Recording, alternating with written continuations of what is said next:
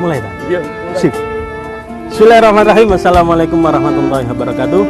Jangan lupa like, comment, and share, apalagi subscribe. Dukung terus channel kami Riza Manisi supaya kedepannya agar lebih baik lagi. Dan jangan lupa kritik dan saran di kolom komentar kami untuk membangun kedepannya. Terima kasih. Assalamualaikum warahmatullahi wabarakatuh.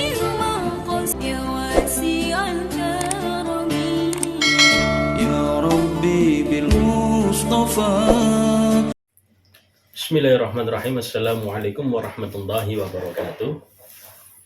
Alhamdulillah, wassalatu wassalamu ala ashrafil anbiya wal mursalin wa ala alihi wa sahbihi ajma'in, amma ba'du.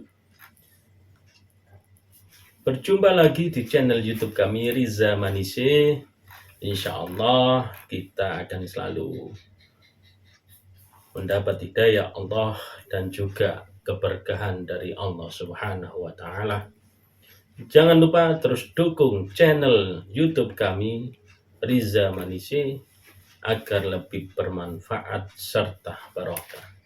Saudaraku yang dirahmati oleh Allah, terkadang kita ini di dalam tubuh manusia itu seringkali kita merasakan ada saatnya kita sehat dan ada saatnya kita sakit.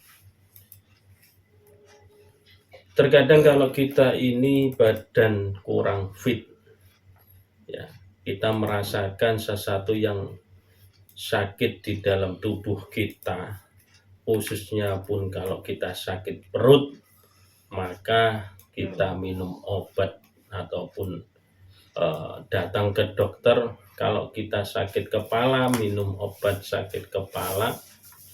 Dan juga ketika tubuh ini, badan ini sakit, maka kita datang untuk berobat ke rumah sakit ataupun ke dokter. Itu dikarenakan karena penyakit medis. Tapi ketika kita merasakan sakit yang luar biasa dan sudah berobat ke dokter, sudah ikhtiar kemana-mana, tidak kunjung ada perubahan dalam diri kita, bisa jadi itu adalah penyakit yang kita alami dalam diri kita, yaitu sakit non-medis. Saudaraku yang dirahmati oleh Allah, apa sih yang dimaksud dengan penyakit atau sakit non-medis itu? Bahwasanya penyakit non-medis adalah penyakit yang tidak dapat disembuhkan secara medis. Dalam artian apa? Walaupun diri kita sudah banyak minum obat, sudah kita ikhtiar ke rumah sakit, pakai dokter spesialis sekalipun, kalau itu hubungannya dengan sakit non medis, maka tidak akan pernah ketemu di mana penyakitnya. Oleh karena itu, ilmu kedokteran tidak akan pernah bisa menemukan penyakit walaupun itu sudah di ronsen ataupun dideteksi pakai alat canggih sekalipun, tidak akan pernah menemukan penyakit yang kita alami di dalam tubuh kita. Dan itu penyebabnya adalah bisa jadi di dalam tubuh manusia di bagian sakit itu ada sosok makhluk astral atau jin yang bertempat tinggal di situ. Atau bisa jadi kalau bahasanya orang itu ketempelan, atau bisa jadi ngikut dalam diri kita, atau bisa jadi penyebabnya yaitu ada kiriman orang, ada yang mengirim dalam diri kita, yaitu sebagaimana seperti santet atau guna-guna atau apapun nama lainnya, yaitu ada unsur kesengajaan orang ingin menyakiti di dalam diri kita. Itulah yang dikatakan penyakit non medis. Saudaraku yang dirahmati oleh Allah, sehingga yang harus kita lakukan apa? Kita harus mengetahui ciri-ciri dasar, ya. Ciri-ciri paling utama ketika kita tahu ada yang sakit di dalam diri kita. Sudah kita berobat, sudah ke dokter, sudah ke rumah sakit, sudah pakai dokter spesialis, tidak ditemukan penyakitnya, tapi itu tetap sakit dalam diri kita, maka inilah ciri yang paling utama bisa dilihat, yaitu yang pertama adanya rasa berat ataupun sesak pada dada atau sekitar dada, terasa panas di daerah ulu hati biasanya, area sini, baik laki maupun perempuan, terasa panas ataupun sesak, tersengal-sengal. Nah, ketika di lab tidak ada masalah dengan penyakitnya, ataupun ketika di lab tidak terjadi sakit medisnya, tetapi ternyata setelah kita cek ada penyakit non medisnya. Itu ciri yang pertama. Ciri yang kedua yaitu pada tubuh tertentu merasakan sakit. Contohnya apa? Mungkin di punggung kita sebelah kanan, di pinggul kita yang sebelah kanan ataupun sebelah kiri terasa sakit. Ya, sudah dipijat, ya, dipanggilkan tukang pijat, tukang urut, apalagi ahli totok, ya kan, ataupun akupuntur dan sebagainya, tetapi tidak ada perubahan. Bisa jadi di area tertentu dalam tubuh kita ini ada yang kita rasakan sakit, itu ada makhluk-makhluk yang astral yang bertempat tinggal di situ. Dan yang ketiga yaitu, kalau tidak salah saya punya pengalaman, yaitu sakitnya luar biasa di area kaki, sehingga dia tidak bisa berjalan, terasa berat, minumkan obat habis banyak, tidak kunjung sembuh. Tapi ketika kita lihat, ternyata dalam kaki tersebut ada yang gondeli. Nah, ada yang tidak terima, ikut di dalam kakinya seseorang tersebut. Ketika kita tanya kenapa kok melok wong iki, ya polahe wong iki tahu ngidek dolinane anakku, wong iki tahu lewat panggonan omahku, wong iki tahu nggak sengaja nyaduk dolinane anakku. Nah, ini pernah itu terjadi pada salah satu pasien kita, sehingga kita keluarkan yang menjadi penyebab sakit non medisnya, dan alhamdulillah qadarullah dia bisa berjalan normal kembali. Saudaraku yang dirahmati oleh Allah, yang ketiga yaitu bisa jadi dia itu lemas badannya, mudah ngantukan. Bukan berarti ciri-ciri orang kena diabetes, tapi ngantuknya ini luar biasa, malas untuk beribadah, malas digunakan untuk sholat, malas digunakan untuk baca Quran, malas untuk berbuat kebaikan, tidur aja. Ini bisa jadi dia sudah terkena penyakit non medis. Atau bisa jadi tidak tidur, bahkan tidak tidur sampai 3-4 hari, 5 hari, 1 minggu, 2 minggu, matanya cuman kelop gini, melihat dinding. Nah, seperti ini, melihat rumahnya, nggak ada keinginan untuk tidur. Maka itu termasuk ciri-cirinya dia sudah ada terkena penyakit non medis. Dan yang keempat yaitu ada terasa panas di bagian tubuh tertentu, di lengannya. Ustadz, terasa panas Ustadz.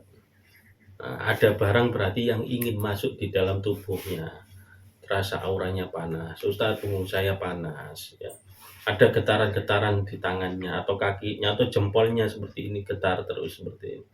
Nah, gak berhenti-berhenti ini bisa jadi ada kesemutan, ya, mata ini kedutan, nah, terus menerus pada jam-jam waktu-waktu tertentu.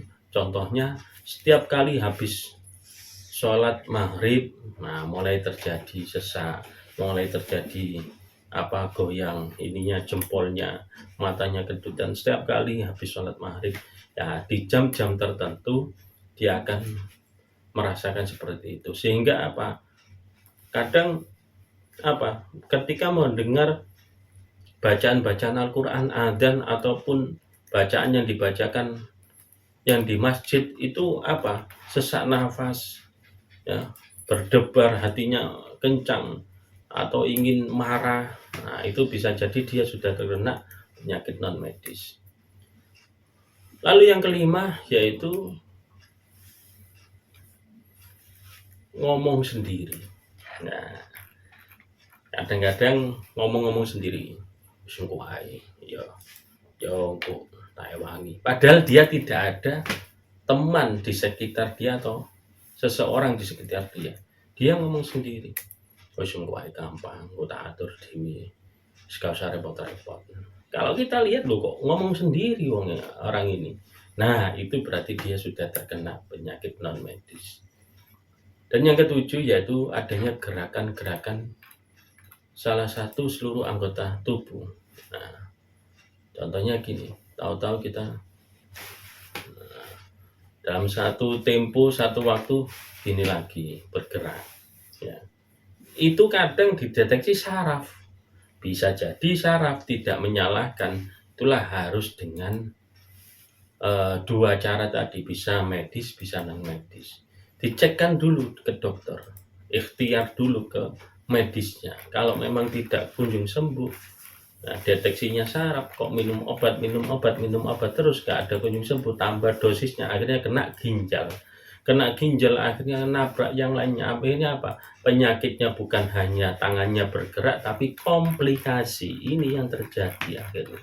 Kasihan saudaraku yang dirahmati oleh Allah. Karena itu apabila secara medis sudah dilakukan dengan kurun waktu yang begitu lama, maka cepat-cepat mencari alternatif. Jangan-jangan orang ini terkena penyakit non medis. Nah, itu. Yang kedelapan yaitu kadang